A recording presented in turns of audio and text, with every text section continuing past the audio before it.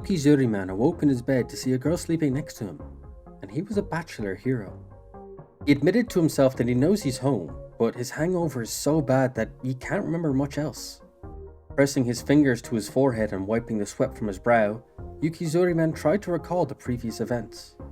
He recalled saving a girl that was being held hostage by a goat monster, but everything got fuzzy after that. But with that flash of memory, he realized that he must have slept with the girl he saved and panicked, questioning what he should do.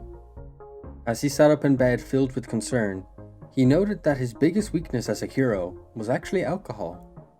As Yukizuriman called himself a newly failed hero, the girl beside him began to stir. She sat up and greeted Yukizuriman a good morning, startling him from the suddenness of the action.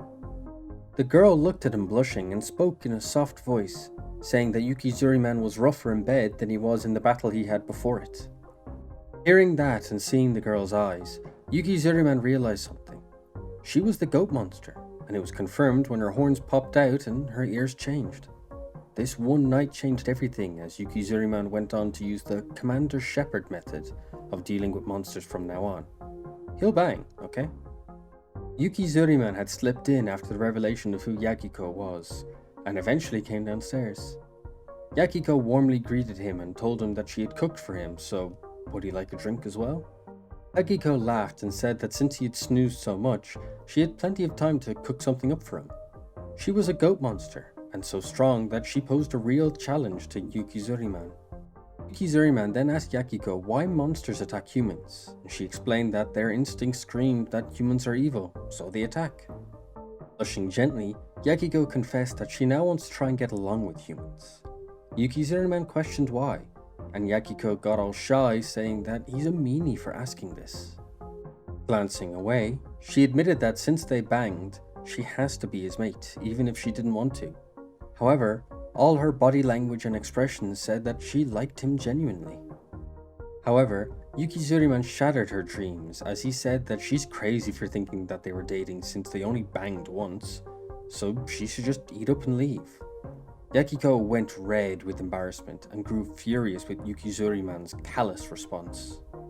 The pair then began to argue, then fight, before banging and finally making up after round 3. On another day, a sea cucumber monster called Namako began to create chaos in the city, saying that it was revenge for humans polluting the seas. Yukizuriman quickly defeated Namako and told her not to go crazy in the city, but just as quick, told her that he'd hear her out and listen to her backstory. Over a drink, of course. Namako and Yukizuriman began to talk, with the former being shocked by the kindness, with the latter just wanting to eat. Namako told him that he seemed to be used to talking to monsters, but Yukizuriman just explained that it's easier than fighting, so it's the better choice. As the pair sat at the bar, Yukizuriman told Namako that she can tell him anything, and the sincerity reached her heart, causing her to blush. In the end, Yukizuriman got too drunk and began complaining about people judging him for being a superhero and calling him a indulgent cosplayer. Namako told him he was too drunk and is he okay?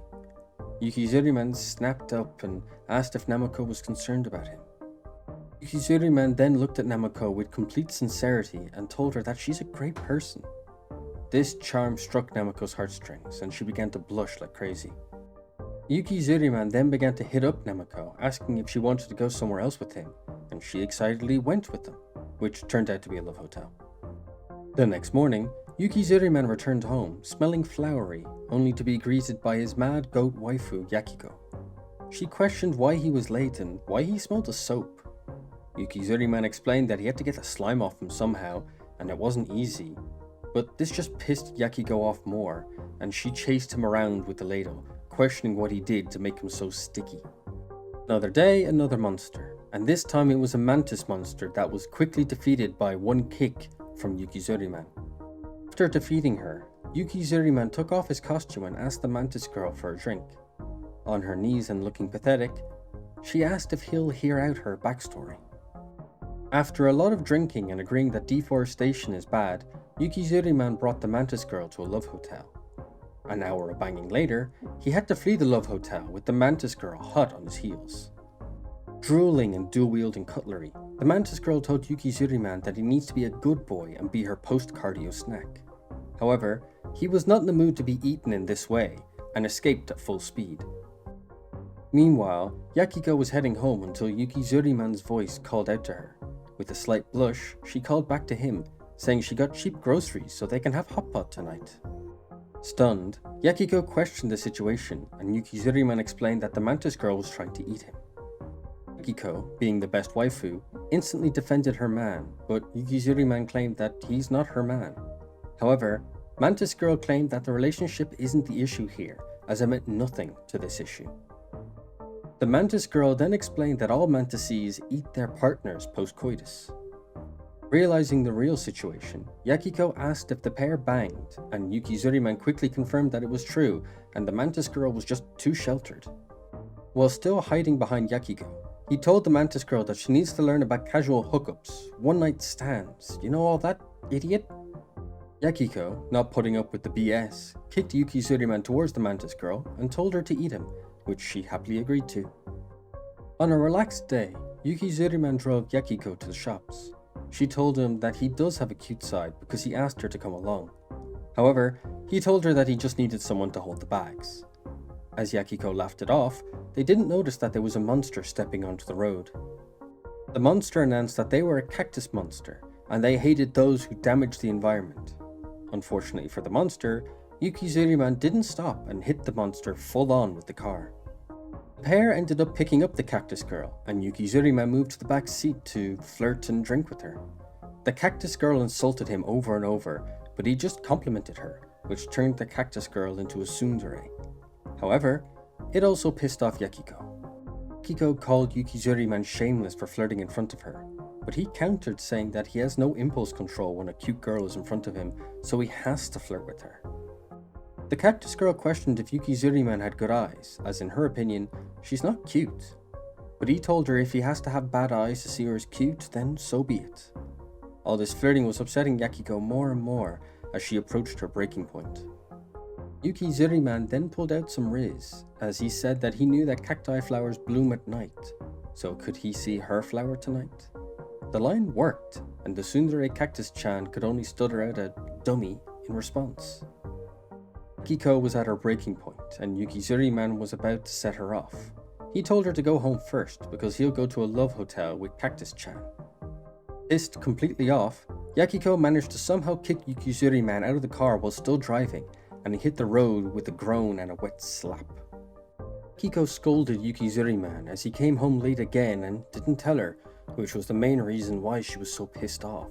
He questioned how many times she had to reheat his food, but he just told her that he didn't ask her to do that, and she was just a freeloader. Yakiko was shocked and questioned his humanity and called him a jerk.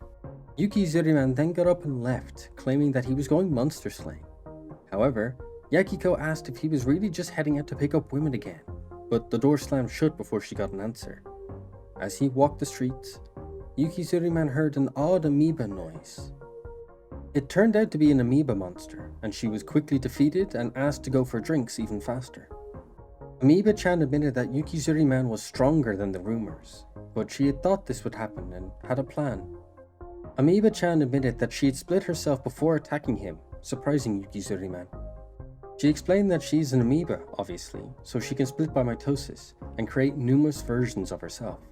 She then asked Yukizuriman where her other half might have gone. Back home, Yakiko was cleaning as someone approached. She questioned where Yukizuriman might have went before noticing the stranger. Yakiko asked if the other amoeba-chan was a lost kid, but she just laughed at her. The original amoeba-chan then questioned what Yukizuriman will do since the other her will strike while he's here. The other amoeba-chan will try and end Yakiko, but will Yukizuriman be able to make it back in time? Yukizuriman began to rush home, all the while Amoeba-chan chased him and taunted him. He knew that he had to get home to Yakiko quickly, and once home, he heard someone calling for help, causing him to call Yakiko's name. Yukizuriman yelled at Yakiko to not end the monster, and Yakiko casually responded to him while giving the other Amoeba-chan a wedgie. Other Amoeba-chan was crying and begging to be saved. Yakiko commented that she understood that ending lives makes humans sad, so she only scolded the other Amoeba-chan. The original Amoeba-chan commented that Yakiko was so strong, causing Yukizuriman to confess that Yakiko was so strong that even he couldn't beat her one-on-one. Yukizuriman then told her that since he and Yakiko couldn't beat each other, they decided to talk, over drinks, and then bang. But this made Amiiba-chan question why he rushed home, only to see him checking if the other Amiiba-chan was okay, causing her to think that maybe he was actually worried about the pair of them despite being monsters. Yakiko then approached Yukizuriman with blush on her cheeks, saying that he must have come home since he was worried about her, and that makes him such a cutie. Being blunt as always, he admitted that he was worried about the other Amiiba-chan, actually. With an excited expression, he claimed that the chance for a threesome was hard to come by, and he's taking this chance. Yakiko then threatened to split Yukizuriman, and began beating him. Yakiko had prepared breakfast and asked what everyone wanted to drink. Amiiba-chan asked for milk, the other Amiiba-chan asked for orange juice, and Yukizuriman just asked why the pair were here. Yakiko then asked the question as well, and the girls explained that they haven't finished their job. When asked for more information, they said that their target was Yukizuriman, their main foe, and the traitor goat monster, Yakiko. The monster organization will keep targeting Yukizuriman and Yakiko until they are put down like the threats they are. Yukizuriman, unfazed, said that it's fine, but why are the girls living here? He admitted that they are planning to live here, and Yukizuriman told him that they have quite the nerve for planning to stay. Yakiko then told the Amiiba girls that they are ruining her and Yukizuriman's marriage, but he quickly clarified that they are not married. Yukizuriman then complained about all of them being freeloaders, before asking for more food. Yakiko questioned how he could say that, as she's been cooking and cleaning regularly for him. Yukizuriman then explained that they can only all stay if they bang, okay? Amiiba-chan then said he'd be better off in hell. However, the other Amiiba-chan then spoke up. Other Amiiba-chan said that she was down for the deal, catching both Yakiko and Yukizuriman off guard. Picking up other Amiiba-chan, Yukizuriman began to carry her to bed, saying that no one is to disturb him. It is revealed that other Amiiba-chan's name is Amiko, while the original Amiiba-chan's name is called Muebako. Yakiko, however, was having none of it and grabbed a knife while chasing Yukizuriman. While Yukizuriman was out alone on the balcony, Yakiko called out to him and asked if he couldn't sleep. Yakiko sympathized with him, saying that this situation was a scary one and not being able to sleep is understandable. Yakiko then mentioned that knowing that assassins are moving in the shadows would make anyone sleepless. Yukizuriman then shifted the topic, asking about Amiko and Muebako. Yakiko told him that they are asleep and clueless to the situation. Yukizuriman returned to looking at his phone, but Yakiko approached him and claimed that she doesn't know if this will help, but did it anyway. Yakiko embraced Yukizuriman from behind with all her heart, blushed clearly on her cheeks. Yukizuriman questioned what she was doing, but Yakiko told him not to look and just listen. No matter how many monsters come after him, she'll be by his side, fighting. Yakiko admitted that her only weakness was falling in love with Yukizuriman, and that's also her promise to him. Turning to leave, Yakiko told him to enjoy the night, but don't stay too long in case he catches a cold. As she left and wished him a good night, he returned the sentiment, before adding to himself that he was actually out here because he was texting another woman, trying to hit her up. Back in the monster realm, the Monster King, who looked like a goth mommy, questioned why she was losing her cutest monsters, to which a servant admitted that it was Yukizuriman's fault. The Monster King asked about Yukizuriman, and the servant explained that he was strong and that he had defeated and tamed the monsters, which the word tamed caught the Monster King's attention. The Monster King then asked if the girls left because Yukizuriman is more charming than her, but the servant said that it wasn't true. Unfortunately, the servant failed, and the Monster King punished her harshly. Once the servant's head popped like a balloon, the Monster King announced that she'll go to Yukizuriman and see who will fight him. The front door rang, and both Yakiko and Yukizuriman were confused by who it could be. Yakiko, being ever the faithful waifu, said that she'll deal with it. Opening the door, it was revealed that it was the Monster King, and not only was she a goth mommy, but also tall. Oh, and she commented on how her and Yakiko hadn't seen each other in a while. Horror filled Yakiko's eyes as she looked at the Monster King, knowing that calamity had found her. The Monster King only had one more word for her: traitor. The Monster King, towering over Yakiko, said that her betrayal required punishment and began to move to pluck out Yakiko's eye. However, after a moment, Yakiko noticed that nothing had happened and opened her eyes once again. Yukizuriman, with the tact of a brick, said that if the Monster King was an escort, then she's at the wrong house. Yakiko said Yukizuriman's name, causing the Monster King to realize who he was and asked him directly if it was true. He quickly asked why she wanted to know that. The Monster King said that it was awful that Yakiko was with a playboy, and Yukizuriman questioned what she said. Yukizuriman then asked for clarification. How could she say that he's careless in bed? He's a pro. The Monster King said that she can see it clearly on his face, but he just told her to bang him and find out the truth. Needing backup, Yukizuriman told Yakiko to explain his prowess in bed, but she was just confused. Yukizuriman then disclosed that he gets regular complaints from his neighbors because all the girls are loud in bed, which caused Yakiko to hit him out of embarrassment. The Monster King mentioned that the more she learnt about Yakiko's situation, the more pissed off she got. Sitting at the kitchen table, the Monster King complimented human tea, but Yukizuriman said that she's not just here for tea, right? The Monster King asked for clarification, and Yukizuriman said that she was actually here to defeat him, right? However, she said that she wasn't, but then explained that she actually can't end him at the moment. The Monster King explained that she's actually the weakest physically, but that's why she's been making servants. If she was strong, she would have fought him already by now. The Monster King then asked him to use his brain, but Yukizuriman responded that he won't sit here and be lectured by a woman in lingerie. The Monster King added that she's here as a courtesy call, as she wanted to see what would be the best monster to send to defeat him. Yukizuriman quickly told the Monster King that tits and ass are welcome to try, but she responded that he can chase them all he wants in the afterlife. Silence was broken by laughter, and it came from Yakiko. She commented that this wit is what she expected from the Monster King. Yakiko said that the Monster King really is her only master, which surprised her. Yukizuriman was stunned by this betrayal, but as he looked into her eyes, they were sorrowful, but slowly becoming soulless and empty. The Monster King questioned Yakiko's loyalty, but she claimed that she came to her senses and she wanted to serve the Monster King once again. The Monster King laughed before tussling Yakiko's hair and calling her cute. However, the moment was broken when Yukizuriman called out to Yakiko. Yukizuriman reminded Yakiko of her words from the night before, seeming to act nonchalant, but definitely wasn't being that. He told her that she had promised, but Yakiko, her eyes still dull, said that her emotions were fickle, so she's leaving him. Yakiko then implored the Monster King to leave with her now, as she has spent months with Yukizuriman, but the end had arrived. Yakiko claimed that Yukizuriman was trash, and if left alone, he posed no threat. Yukizuriman, now getting to his feet, questioned if the pair thought they can just leave like this, but the Monster King called him a fool for those words. Opening a portal, the Monster King explained that she only came because she can flee whenever she wants. Yakiko, eyes like marble, said her goodbye to Yukizuriman and entered the portal. As it all ended, Moibako came down the stairs after just waking up.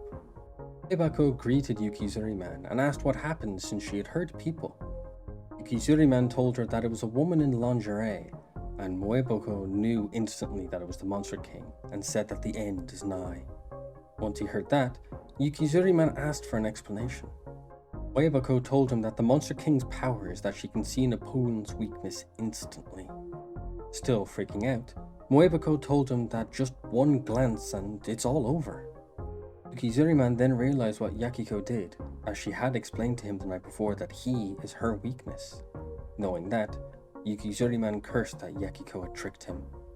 Yukizuriman then confessed that he hates being protected by women.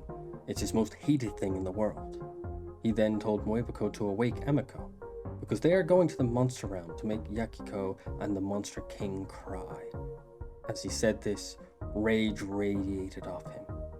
To be continued in the Yakiko rescue arc. Back in the monster realm, Yakiko was asking if she could do anything to help there, but the Monster King told her to relax and eat. However, Yakiko replied that she can't when she's doing nothing. As Yakiko ate, the Monster King asked about Yukizuriman, causing her to be cautious while failing to maintain the calm facade. The Monster King called Yukizuriman impressive, as even with her ability, she couldn't see any weakness in him, surprising Yagiko. The Monster King added that because of his lack of weakness, he definitely had to be eliminated, causing Yagiko to yelp in surprise. As Yagiko miserably tried to hide the fact that she wanted to protect him, a servant came rushing in with a report for the Monster King. The servant announced that Yukizuriman had arrived, leaving the whole table stunned.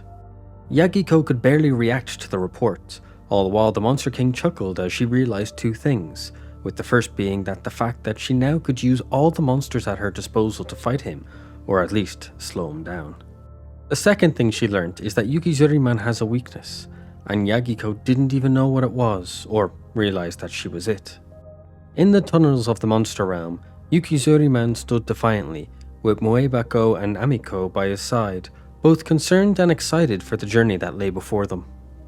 Flashing back to just after when Yagiko and the Monster King had left, Moebako questioned why the hero, Yukizuriman, wanted to go to the monster realm, all the while Amiko was just an EP girl. Yukizuriman then questioned if they could head back since they managed to get here before, with Amiko telling him that they got a realm warp device that looked like the Monster King's eye, surprising Yukizuriman. They then told him something concerning, that the eye only had enough energy for one more trip. If anything goes wrong on their little excursion, all of them would be stuck with no way back home. However, once Yukizuriman understood the new fact, his resolve only seemed to strengthen. Yukizuriman then told the girls that they were going, but Moebako just asked if he understood the risk, right? He told her that he didn't care, and he resented the fact that Yagiko and the Monster King looked down on him, so off they go. As Moebako contemplated his words, she realized something. Bringing Yukizuriman to the monster realm was her original task, so she should just let him go.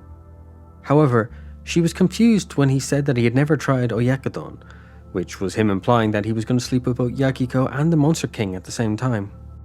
Yukizuriman then claimed that he will taste the Monster King, causing Moebako to retract her thought of bringing him to the monster realm. Just then, Amiko broke the eye, opening the portal to the monster realm, horrifying Moebako. Returning to the present, Moebako commented on how large the monster realm is and how difficult it is to find the Monster King's room. Seeming to sense the impending trouble, Amiko told Yukizuriman to be cautious in the Monster King's halls. Amiko, spouting uncommon amounts of wisdom, told Yukizuriman that the halls are littered with the monsters strong enough to ignore the Monster King's commands, and they can be quite troublesome. Yukizuriman then gave a half-hearted chuckle and told Amiko that it's no concern before they all wandered off together, not noticing the mistletoe monster approaching from behind. As the mistletoe monster approached like a damn Pokemon, Yukizuriman knocked her down with a single swift strike, proving that she was no match for a trainer like him. Yukizuriman cursed his luck while Amiko explained that the mistletoe monster was only here because she was too socially awkward to deal with.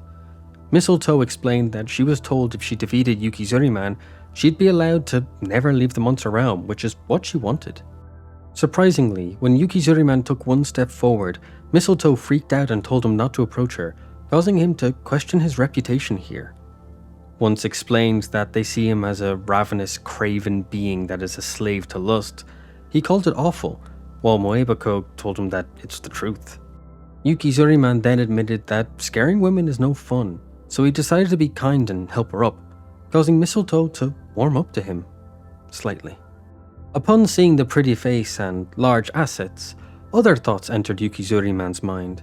He began to question Mistletoe on if her body was alive, and once he heard that it was, he told her that they have no problems anymore.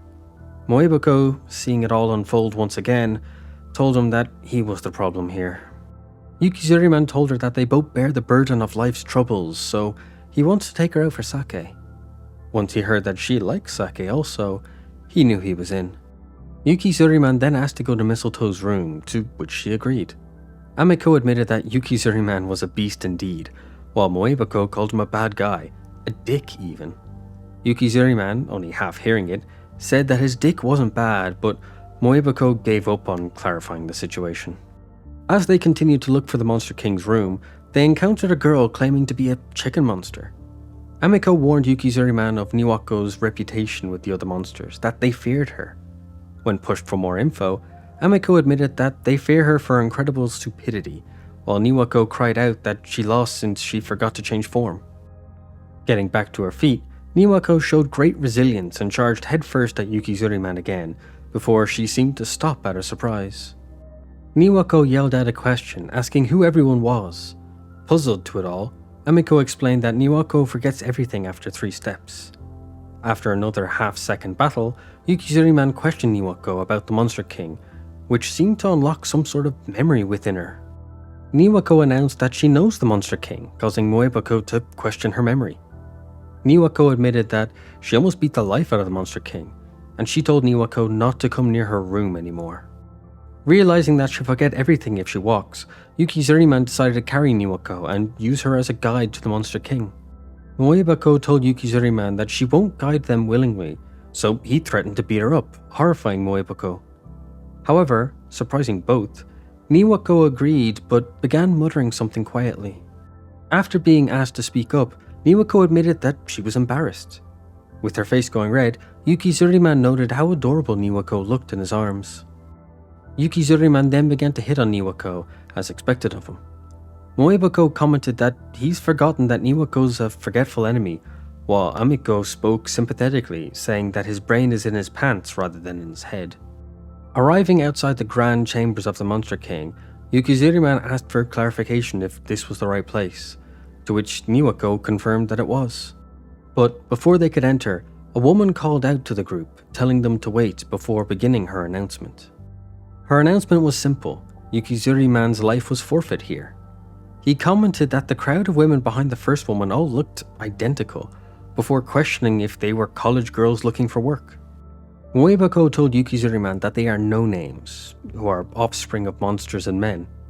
However, she added that these ones are different than the regular ones. The difference with these no-names is that they were artificially created by the Monster King. As the two groups stood face to face, Niwako began to hyperventilate as a memory came flooding back to her. She recalled the time that she was scolded by the Monster King, who realized she needed an example rather than words, before turning to the group of no-names. She demanded that the no-names aren't to let Niwako into the Monster King's chambers. Niwako then snapped out of her memory by the no-names calling out to her. They told her of her crimes and that there was only one solution: to dispose of her, permanently. Realizing that she's screwed, Niwako leapt from Yukizuriman's arms and fled at full speed.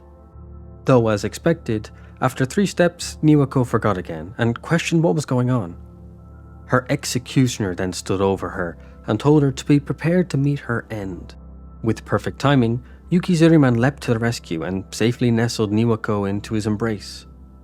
Turning to face the no-names, Yukizuriman glared at them all while calling out to them. Pulling Niwako closer, she blushed while Yukizuriman asked what the no-names were trying to do to her, his woman. Getting even redder, Niwako announced that she doesn't know him, so why is she his woman? With a cold rage in their voice, the lead no-name asked if Yukizuriman wants to pass on first, but he didn't respond as he was busy. He was giving Niwako instructions to flee, then message him later to hook up, and not to do any silly morning messages before telling her to not forget him again. After sending her off, Yukizuriman turned back to the crowd of no-names and told them that he's ready to deal with all of them now. Despite the build-up, Yukizuriman wiped the floor with the no-names, as Moebako commented that of course it was an easy fight. The Monster King is physically weak, so her cloned children would be too. Amiko commented that the no-name should have the Monster King's ability, causing Moebako to realize that Yukizuriman has no weakness. However, in a cryptic fashion, Amiko commented that the weakness vision is not the only ability she was talking about. As Yukizuriman turned to charge into the Monster King's room, he asked if there was a bed in there, not noticing that he missed one of the no-names, who was lifting up their veil to reveal something. Amiko questioned why Niwako was so fearful since she was stronger than the Monster King and the no-names, but a horrifying memory filled her vision, causing her to panic also. Fearing for Yukizuriman's life, she tried to warn him and ran to save him while the no-name revealed their ultimate weapon, the cutting gaze. As Yukizuriman turned to see what Amiko wanted, he was met with the sight of her being eviscerated right before his eyes, her corporeal slime spraying onto him, stunning him completely. As Amiko's torn and lifeless slime fell to the ground, The no-name succumbed to the wounds that the power that she used gave her. Yukizuriman was frozen in place, eyes wide as he stared at the woman he once considered to be his, and who he was quite fond of. As part of her was splattered on his face, her other half, Moebako, ran to her, calling her name. Yukizuriman only stood there silently, as Moebako wept, calling Amiko's name and questioning why she'd throw her life away for the enemy of her people. Finally speaking, Yukizuriman asked if Amiko had really passed on. Moebako, in a sorrowful rage, asked if he was blind, as she was clearly gone. Moebako explained that despite them being an amoeba, they can perish if they take enough damage, and Amiko had hit her limit. In a cold tone, Yukizuriman asked if this was all his fault. In her rage, Moebako dropped Amiko's lifeless slime and grabbed onto Yukizuriman, saying that it was and that she's ready to fight him. However, he was just as upset and traumatized as Moebako and understood that she was just lashing out because she was hurt. Thus, he didn't retaliate or respond to her provocation. Seeing Yukizuriman's dull eyes, she understood that he too was hurt and let go of him. Moebako, not even able to look at him anymore, told him that she's done with all this and she'll let him fall by the Monster King's hands. Gritting her teeth, Moebako began to cry more and more, claiming that if she'd even tried to help in that fight, she'd be added to the growing mountain of bodies left in their wake. Yukizuriman then did the unexpected. He pet Moebako's head. Looking up at him, face soaked in tears and snot, she questioned what he was doing, adding that his affection hurt. With his hand still on Moebako's head, Yukizuriman told her to wait right where she stood. With the face filled with a silent rage, he told her that he would go and throttle the Monster King and then come back so she can kick his ass all she wants. Moebako, watching him say all this, feels all the emotions pouring from him and seems to be surprised, but appreciative that someone else was as angry as she was about what happened to Emiko. Entering into the Monster King's chambers, she calmly welcomed him and told him that he should sit and get comfy, but he had other ideas. Climbing onto the table, Yukizuriman squatted in front of the Monster King and glared at her, causing her to call him unruly. Yukizuriman then revealed that he didn't get to bang Amiko, and her end before sleeping with him is what filled him with rage. The Monster King called him a pervert and to calm down, offering him a meal. With a smug expression on her face, she called out to a servant, who knew what command her liege wanted, and proceeded with haste to fulfill it. The Monster King told Yukizuriman it was a return gesture for the tea he gave her. After waiting a short while, his plate of food was placed in front of him, and the sight of it caused him to squint cautiously. Still wearing the smug expression on her face, the Monster King told him that the meat was the best, too good for a pervert like him, so he should enjoy every succulent bite. In front of him lay a plate of sautéed lamb, fresh and dripping. Eating the meal in front of him without concern, Yukizuriman asked if the lamb was from a sheep, which is a silly question as a lamb is a baby sheep while a young or baby goat is called a kid. The Monster King said that it pretty much was, adding that many people think that it's not, as the taste and texture is more similar to another animal. The Monster King commented that the lamb is often mistaken with goat, causing Yukizuriman to slam his fork down and swear at the Monster King. Luckily for Yukizuriman, his fuss caused the sword that was swinging for him to miss, allowing him to escape his chair and get to his feet. The Monster King was impressed by his agility, while a monster wielding a blade strolled towards Yukizuriman. Chuckling with malice, the Monster King lamented the failed ambush, as the hidden monster continued forward, their pale hair contrasting against their black horns. It was revealed that the blade-wielding monster was Yagiko, the goat monster. She wore an expressionless face, and a rather revealing outfit, which Yukizuriman didn't hesitate to comment on. Without changing her expression, Yagiko launched her attack, which had such speed and ferocity that Yukizuriman barely managed to dodge it on time. Yukizuriman swore at Yagiko, questioning why she's attacking him at a time like this. As she didn't reply, he asked if she was one of those girls that expects their partner to be a mind reader. Yukizuriman continued to dodge all the attacks, promising to kick Yagiko's ass if she's one of those annoying women, while the Monster King could only comment that his ranting was useless. While Yagiko continued her barrage of attacks, The Monster King explained that she's under hypnosis and will obey her master like the good little goat she is.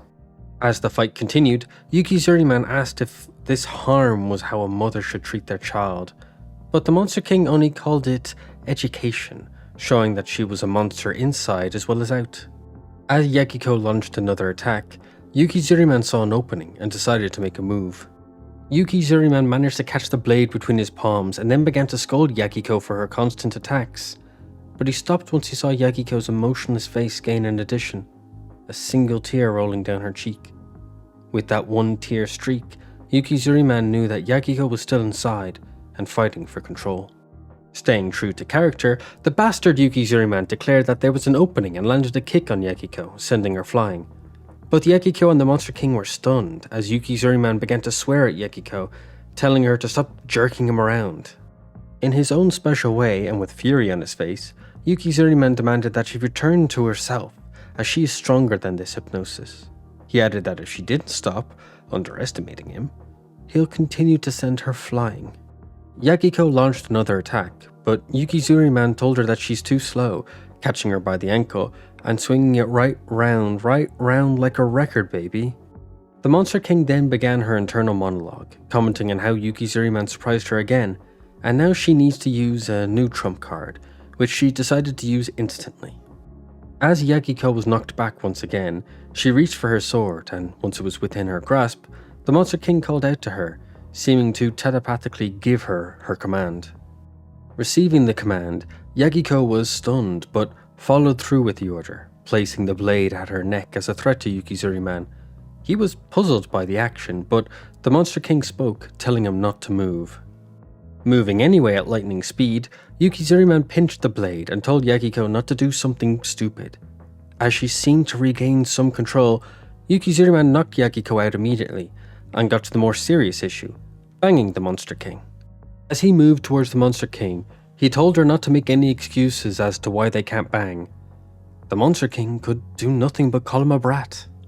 Yukizuriman tied up Yagiko with some vines from mistletoe before commanding the Monster King to come at him whenever. As he asked her if he should make the first move or something, the Monster King attempted to use her obliterating eye ability. Yukizuriman managed to dodge the attack before explaining that he now understands how her attack works, and as long as he can follow her gaze, he can avoid the attacks. He added that he also knows her ability's limits, so now that she's done that, she can't do it again for a while because of the backlash from the ability. He knew that she couldn't regenerate her eyes, so he had time to defeat her before she could use her ability once again. The Monster King laughed and commented that Yukizuriman is quite unappealing, to which he found offense as he used his appeal to get with women.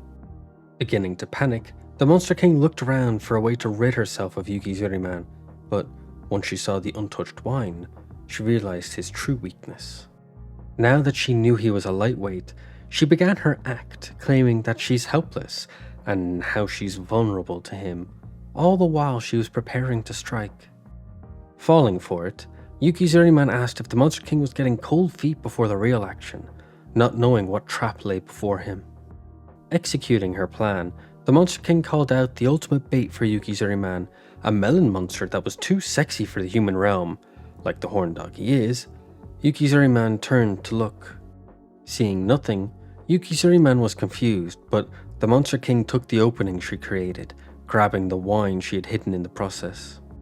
Shoving the wine bottle into Yukizuriman's mouth, the Monster King announced that he had let his guard down and forced him to down the bottle. As he got more and more drunk, the Monster King teased that she's going to toy with him the whole time he was drunk, as he'll be helpless. As Yagiko began to come round, she heard some voices in the distance, with the Monster King commenting about finishing for a long time. Still drunk, Yukizuriman questioned why the Monster King lost her feisty attitude that she had before. Now fully awake, the only thing in Yagiko's vision was Yukizuriman banging the Monster King, buck naked. As Yukizuriman noticed that Yagiko was awake, he did the polite thing and invited her to join. Even though drunk, Yukizuriman is ever the gentleman.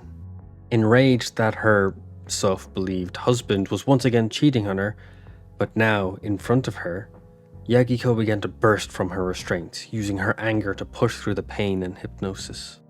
With the fury powering her, Yagiko began to snap free, and with each vine she broke, the more the taint flaked from her horns until she was freed from the mental and physical restraints. Enraged and freed, Yagiko was back to being herself, and Yukizuriman would suffer for it. Outside of the chambers of the Monster King, Moebako sat moping, with the silence only broken by the sound of the chamber doors opening.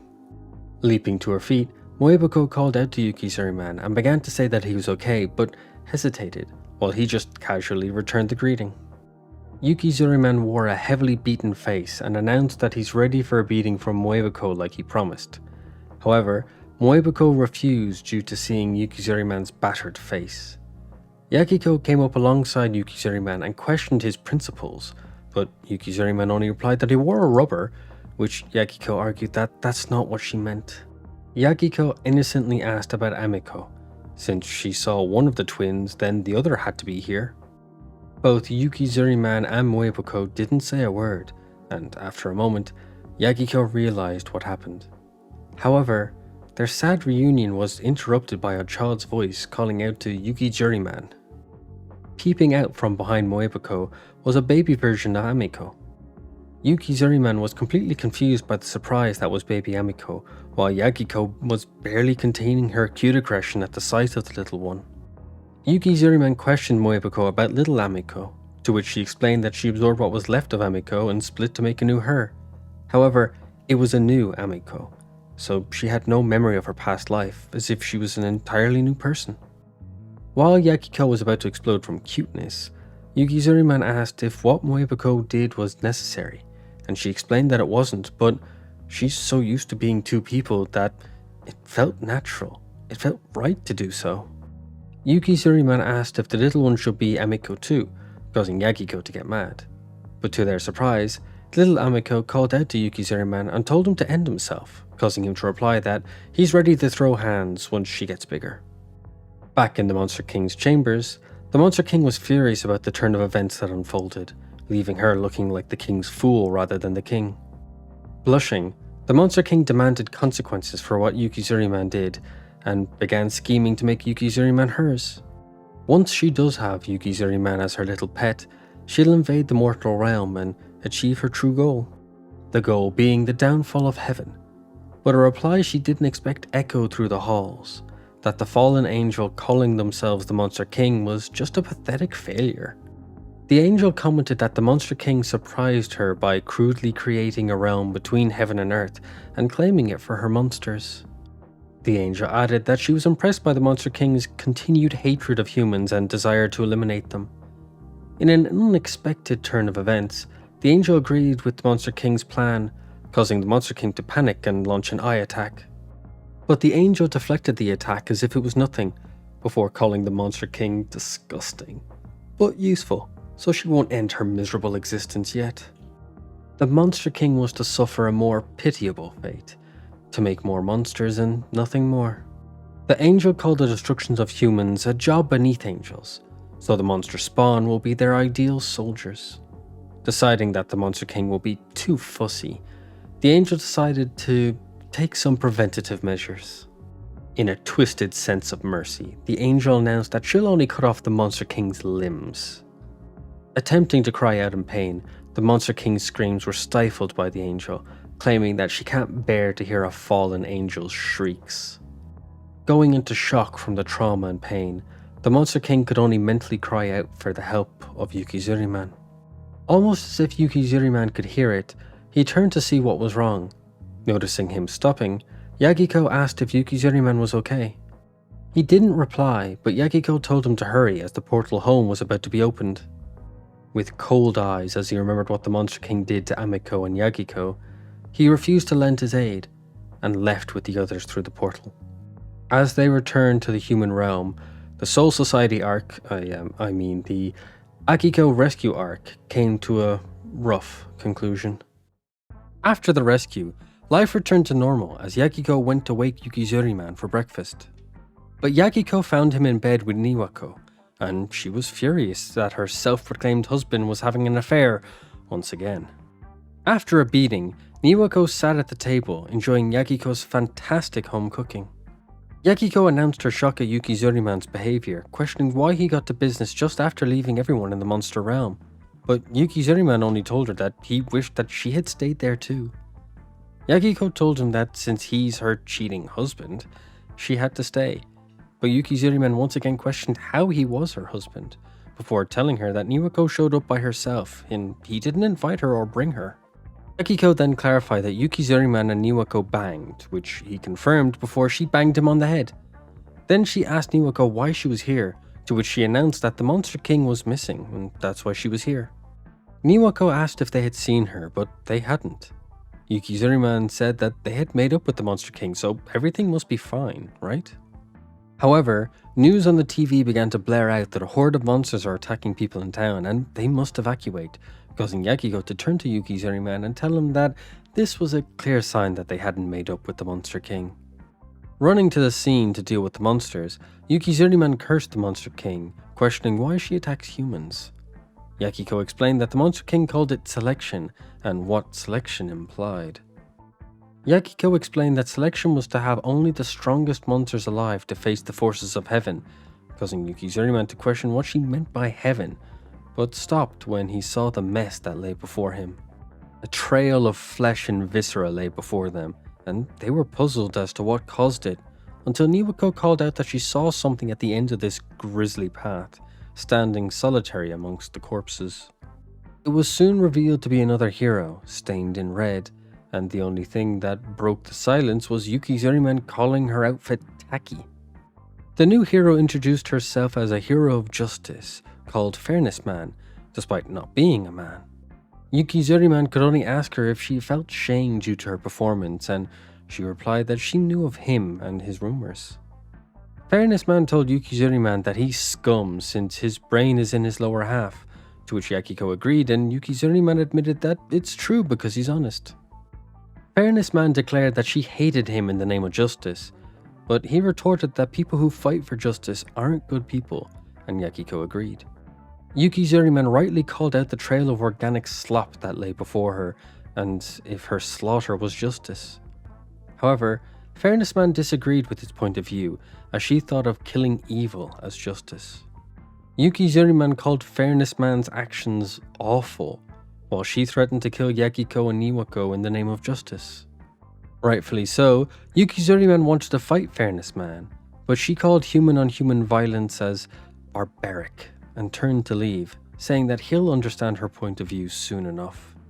Fairness Man declared that all monsters are evil by nature, and with that, she bid farewell to the gang. Meanwhile, Yakiko was confused with Fairness Man's gender, while Yukizuriman said that she's just a bitch is all.